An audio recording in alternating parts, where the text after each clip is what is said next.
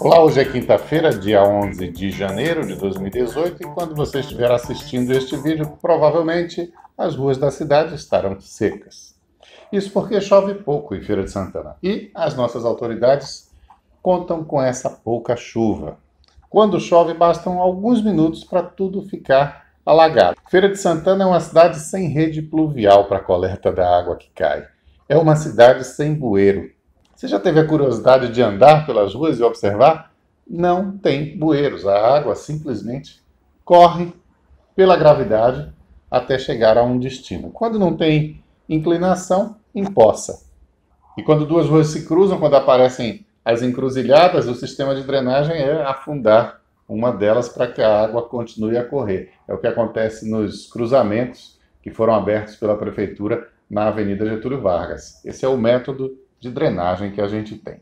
Agora, na hora da chuva, por conta disso, fica desse jeito que todo mundo hoje em dia grava um vídeo no celular, né? Circularam alguns mostrando o alagamento. Inclusive na Maria Quitéria, onde a Prefeitura disse, muitos anos atrás, mas já sob o governo de José Ronaldo, que estaria solucionando através de algumas manilhas, um espaço foi colocado lá, tem uma tampa de concreto e a água escoaria para ali, mas continua alagando a Maria Quitéria. Mas como eu disse, na hora que você estiver assistindo esse vídeo, como chove pouco, a chuva não terá continuado, as ruas já estarão secas. Menos as estações do BRT, essas vão ficar alagadas por alguns dias, né? Que foram tão bem planejadas e executadas que passam vários dias com aquela água empoçada ali quando chove. Mas Feira de Santana teve essa semana algo que não é comum, uma vitória do senso estético. A instalação daquele horroroso ponto de ônibus que é utilizado na cidade, aquela estrutura de ferro, foi feita em frente à Câmara Municipal, que é um prédio que faz parte do patrimônio histórico da cidade. Aí foi uma gritaria, né? Todo mundo estranhou e condenou aquilo. E, inclusive, os vereadores se mexeram para reclamar. O secretário de Transportes e Trânsito teve o bom senso de retirar aquele abrigo horroroso, que é horroroso em qualquer lugar, mas é especialmente chamativo em frente a um prédio que integra o patrimônio histórico da cidade. Se você tirar de trás o prédio histórico e colocar qualquer outro cenário, o abrigo fica mais horroroso ainda, como você pode observar nessas fotos que eu fiz aí nesse ponto de ônibus. Realmente a cidade merece e precisa de uma coisa mais digna, mais decente do que isso que a Prefeitura está oferecendo aí para a população já há muitos anos, né? Essa configuração ridícula dos pontos de Feira de Santana. O blog Central de Polícia fez uma postagem sobre esse assunto e aproveitou até catou na internet algumas sugestões. Todas três são sugestões interessantes e tem muitas outras. Vamos ver se algum dia o governo municipal se inspira em alguma solução esteticamente melhor. Esses pontos horrorosos, na verdade, eles traduzem, de certa maneira, a pouca importância que se dá ao transporte coletivo no município. No programa de ontem a gente abordou a situação do cadastramento biométrico em Feira de Santana, que é um problema grave, e em Salvador não é melhor a situação. O assunto ocupou uma página do jornal Correio sob o título Todo Dia Uma Agonia. E segundo essa matéria, com informações do próprio TRE, ainda faltam 800 mil pessoas na capital. Agora que o prazo está se esgotando, o TRE definiu que nos dias 21 e 28 de janeiro, que são 2 domingos, também haverá atendimento. Em Salvador existem apenas 6 postos, um foi fechado em dezembro, por incrível que pareça, e restam 6 fazendo o atendimento de pessoas que não agendaram pela internet. E eles oferecem, cada um deles, uma certa quantidade de senhas, somadas todas dá pouco mais de 1.000. Se você tem 800 mil eleitores e 1.000 atendimentos por dia, iria levar 800 dias para terminar, ou seja, alguns anos, quase 3. Evidentemente, isso está fora de cogitação. O TRE e o TSE vão ter que dar outro jeito. Não é possível que eles vão banir dezenas de milhares ou centenas de milhares de pessoas das eleições. Mais uma da série Como os inimigos de Lula ajudam Lula. Essa moça aí do Facebook é a Daniela Tagliari Crelin-Lau. A Daniela lançou um abaixo-assinado na internet pedindo a prisão imediata do ex-presidente Lula assim que ele for condenado, se ele for condenado pelo Tribunal Regional Federal da 4ª Região. E daí, qualquer um não pode fazer um abaixo-assinado na internet? Sim. Mas quem é a Daniela?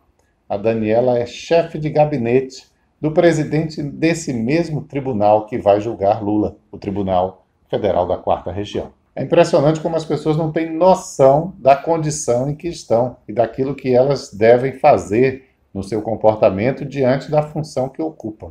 A justiça tem por ideal ser imparcial e, obviamente, todos os que estão julgando Lula dizem que são imparciais. Mas como é que a chefe de gabinete da presidência do tribunal lança um abaixo-assinado desse tipo?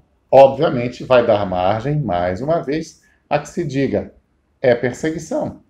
E, evidentemente, esse discurso sobre a falta de imparcialidade da justiça já está sendo especificamente relacionado a este caso. O primeiro que falou desse assunto foi o petista Pepe Vargas, que pegou a postagem da Daniela e fez a arte em cima. Gravíssimo. Chefe de gabinete do presidente do TRF4 pede prisão de Lula nas redes sociais. Bom, diante disso, era de se esperar o quê? Que a presidência do tribunal tomasse uma providência contra a funcionária Daniela, né? A presidência do tribunal divulgou uma nota dizendo o seguinte: a servidora Daniela Tagliari Crelin-Lau, fora do seu horário de trabalho e em caráter absolutamente dissociado das funções do cargo que atualmente ocupa nesta corte, exerceu o direito constitucionalmente assegurado a todo e qualquer brasileiro. Não dá para separar uma coisa da outra. O que a Daniela fez é totalmente inconveniente. Se ela tivesse um pouco mais de senso ético em relação ao cargo que ocupa, não teria feito isso.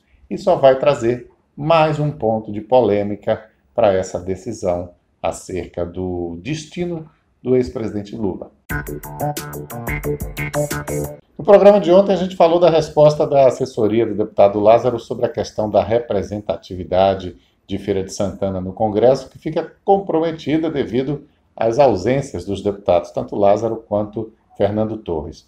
E em seguida recebemos também uma resposta do Fernando Torres, e ele ressalta que o número de ausências registradas na Câmara de Deputados não reflete, em tese, o desempenho do parlamentar.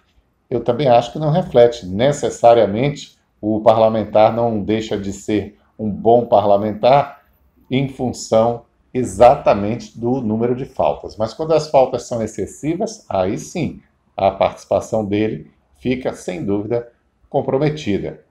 E estar presente às sessões é o mínimo que se espera. Fernando Torres fala também que parte das ausências foram justificadas, inclusive por motivos médicos. Mas, de qualquer modo, não deixou de ocorrer a ausência, se ela foi justificada ou não. No momento em que as coisas eram tratadas, debatidas e discutidas lá no Congresso, ele não estava presente. A coluna Satélite informou que, tendo assumido o mandato em 2017 somente a partir de setembro, porque de janeiro até lá ele foi secretário de Infraestrutura no Estado, Fernando Torres acabou proporcionalmente se tornando o mais faltoso entre os deputados baianos.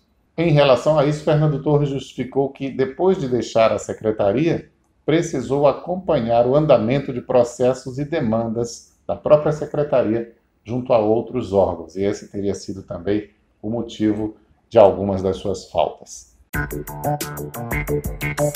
E a nossa edição de hoje vai ficando por aqui. Não esquece de dar uma passada também lá no nosso site. E se inscreva no nosso canal do YouTube, compartilhe nossos vídeos e ative as notificações do sininho.